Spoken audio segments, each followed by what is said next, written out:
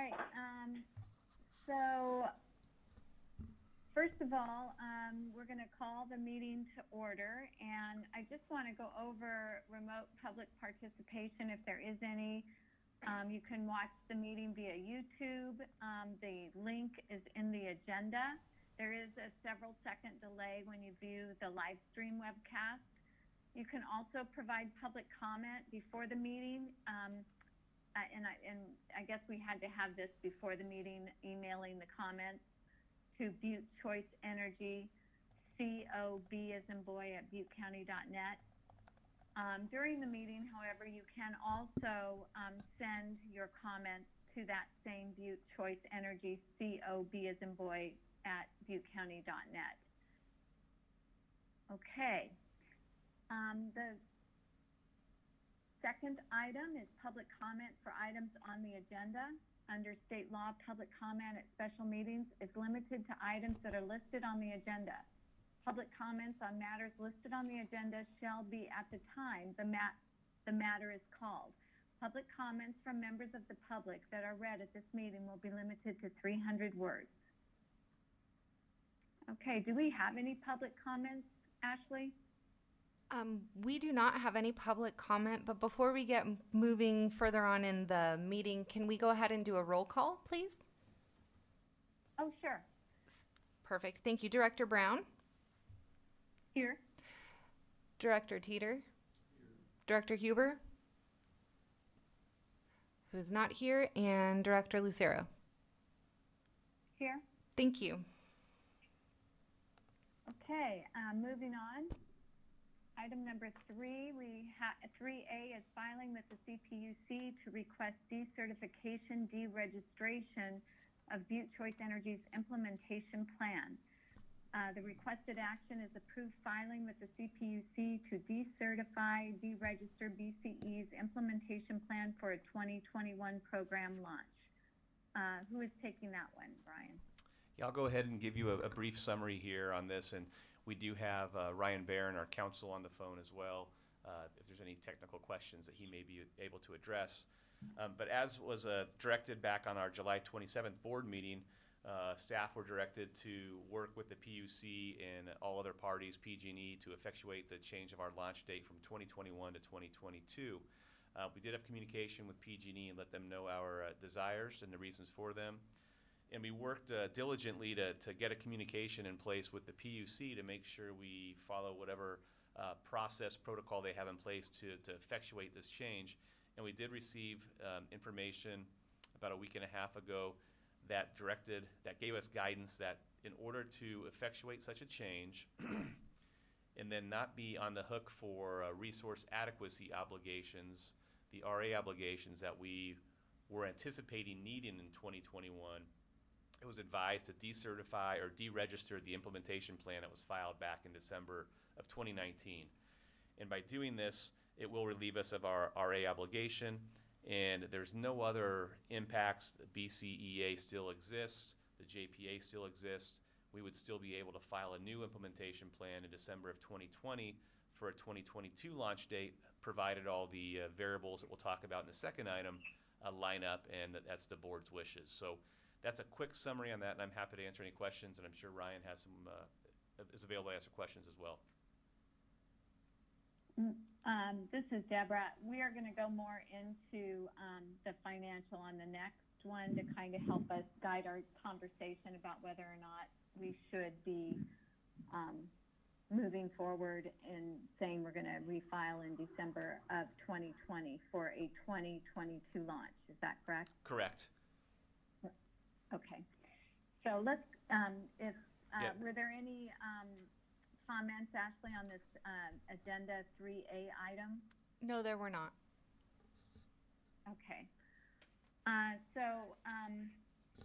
The requested action is to approve filing with the CPUC. Do I hear a motion to approve that?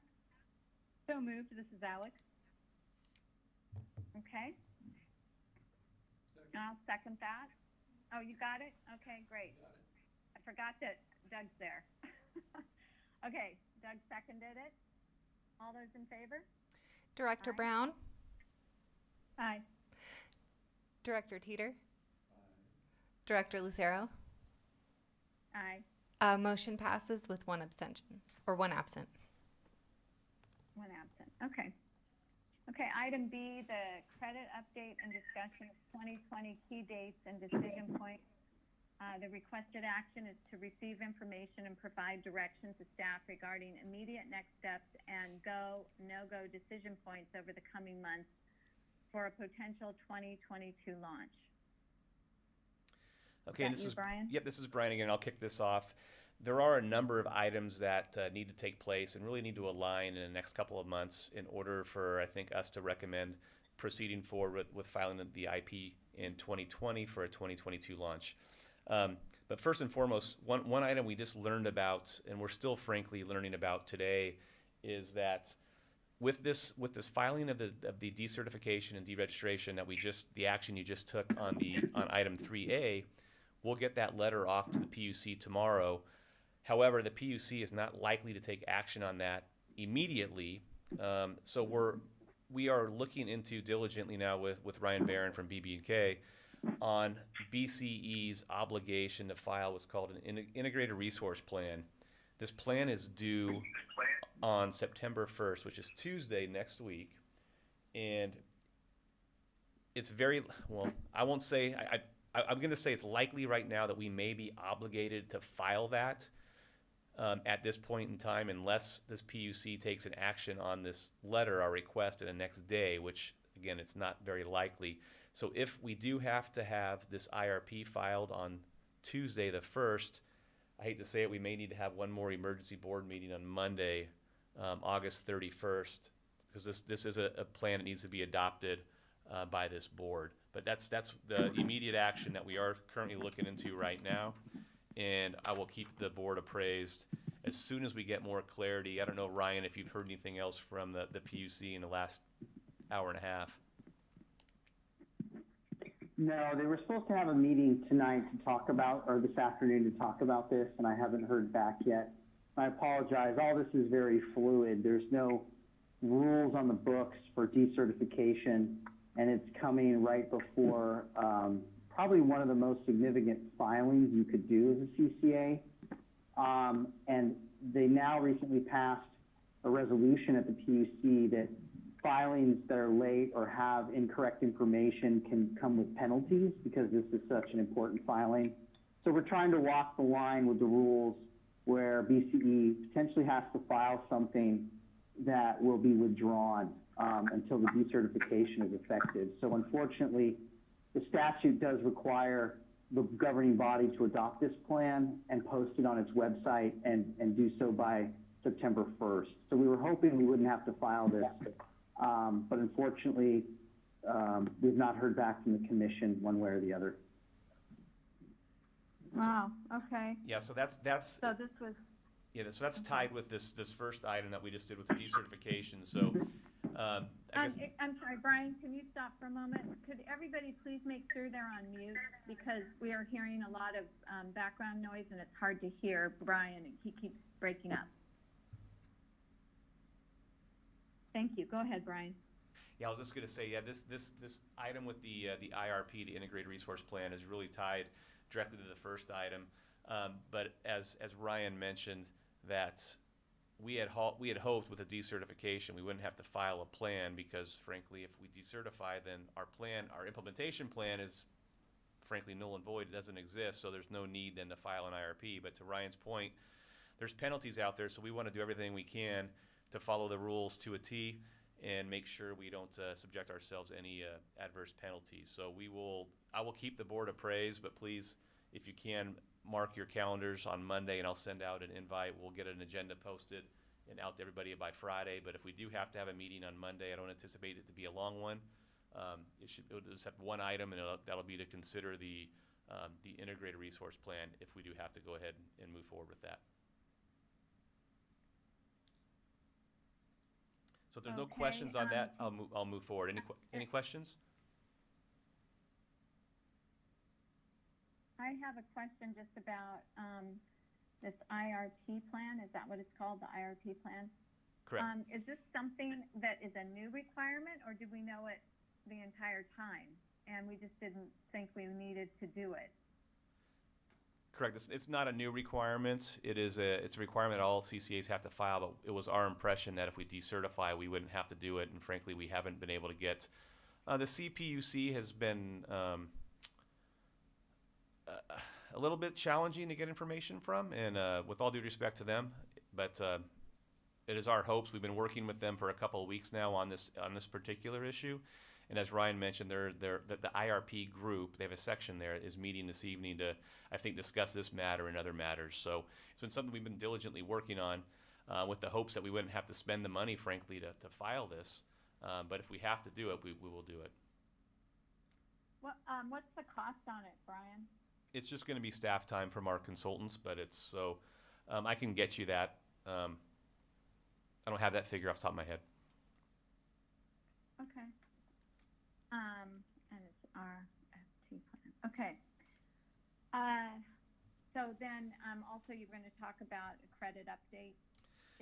Yeah. Are you going to do that, or did we get a hold of Mike, or? Yes, I can give you let me give you a quick summary, and then I'll certainly Michael Berwanger from PFM is on the phone. So just real briefly, we've had a lot of discussions the last couple of weeks on the credit market and how BCE is to proceed with after this decertification.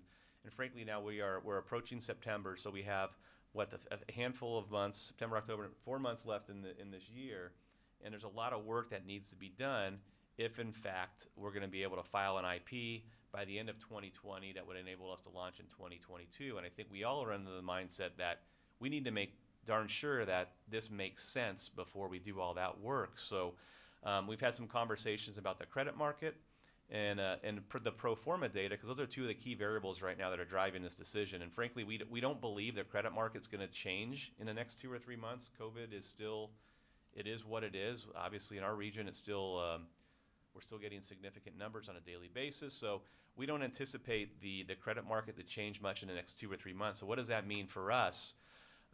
What we recommend doing is moving forward with the update of the pro forma and really analyze and scrutinize the variables that have any sort of assumptions tied to them, and really dial that in as tightly as we can, and also include the data from the city of Orrville if in fact their data looks like it could help Butte Choice Energy, and then come back with that data to your board on September 14th.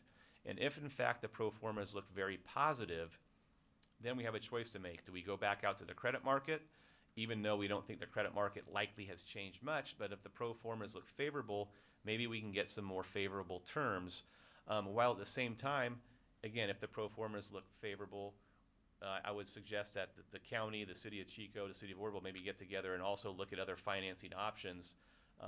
Again, the issue with the proposals that we received before had significant backing that was required, which was not anything that we've seen with other CCAs previously. But given the times, it may be normal right now, given the world that we're in. So no key decisions are going to be made, obviously, tonight. But that would be our recommendation, is to go forward with the pro formas being updated and that information being brought before your board on September 14th.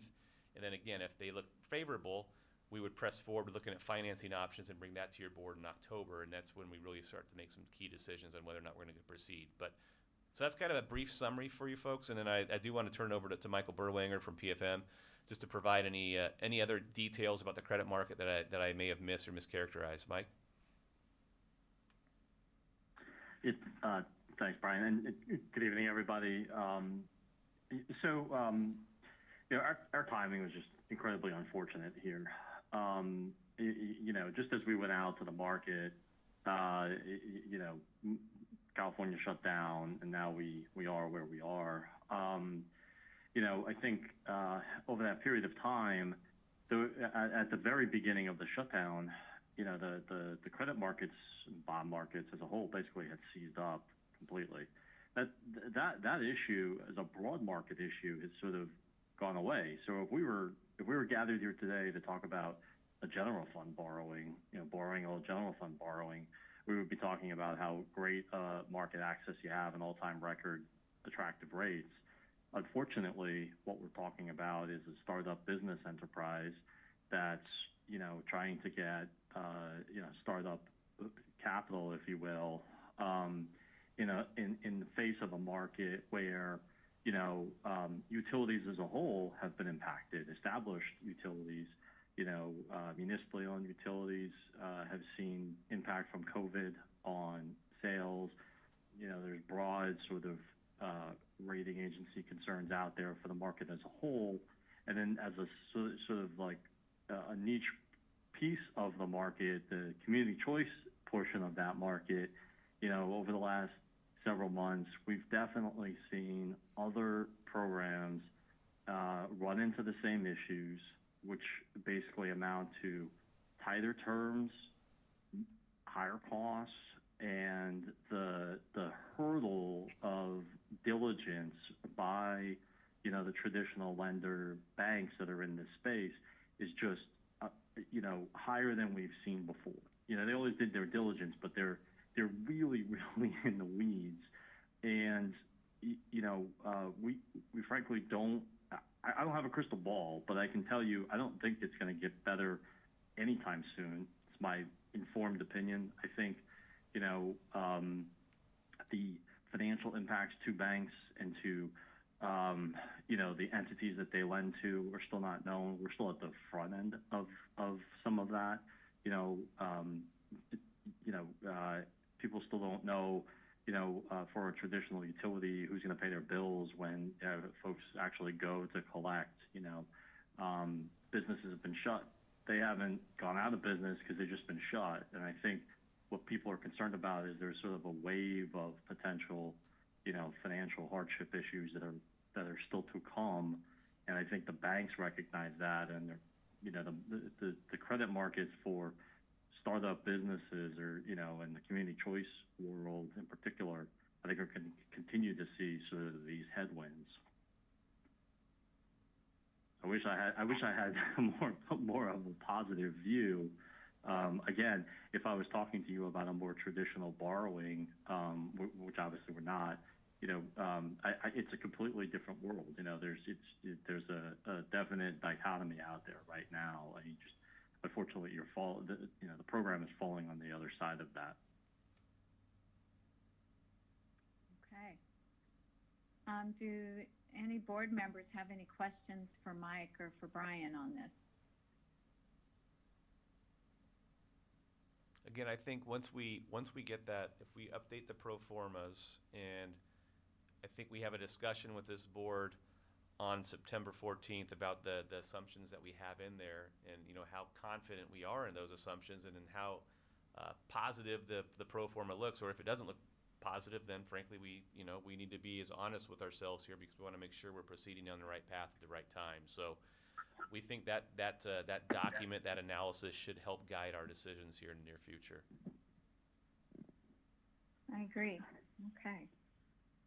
So the requested action is just to receive the information and provide direction. So I guess what we're saying then is we will meet back potentially on Monday for kind of an emergency meeting if we end up having to file the report.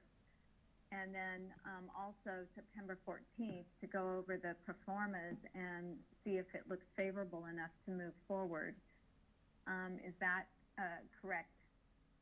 That's perfect. Yep. Okay. So do we need a motion? Are we good with the direction provided?